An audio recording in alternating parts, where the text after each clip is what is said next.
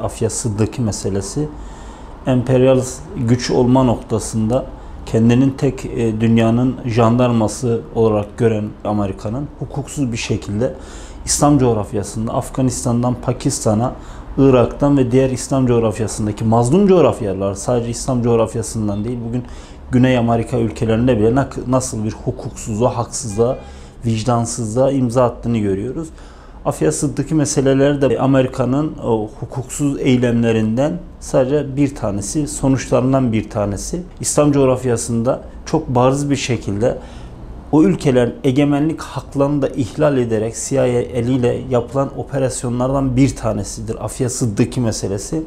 Pakistan içinde CIA eliyle yapılan operasyonlara müsaade edilmesi, kaçırılması için bunun önünü açmaları Pakistan hükümeti için de büyük bir vebal değil, büyük bir sorumluluktur. Afya Sıddıkı 2003'ten beri ortadan çok hukuksuz bir şekilde kaçırılmış, 3 tane yavrusu var, küçük çocukları var ve aylarca, yıllarca haber alınamamış, diğer tarafta işkencelere maruz kalmış bir bilim kadını, bir anne, bir bilim kadını. O yüzden Afya Sıddıkı'nın şöyle geçmişine doğru inip baktığımızda hayat hikayesine, hakikaten üniversite hayatında da çok başarılı bir öğrencilikle beraber kendini tebliğ ve davete adamış.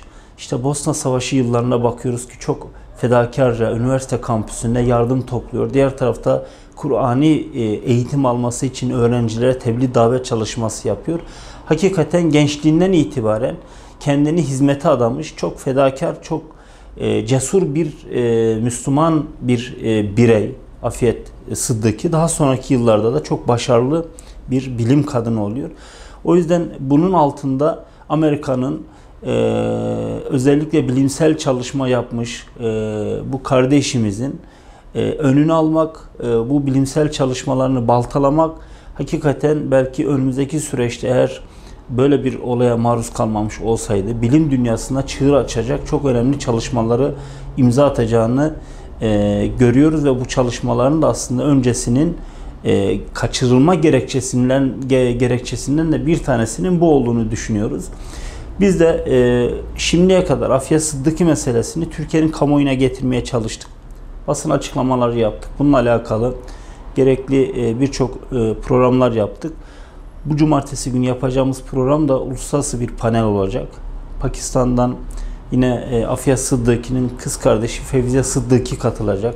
Diğer tarafta Amerika'dan Afya Sıddıkı'nın adına kurulmuş bir vakıftan yönetici katılacak. Bir Pakistan uyruklu yine bir gazeteci katılacak.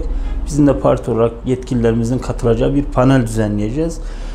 Bu meselenin çözümü noktasında gerek Türkiye'nin kamuoyuna gelmesi noktasına gerek hükümetler noktasında bu meselenin tekrardan gündeme getirilmesi gerektiğini düşünüyoruz.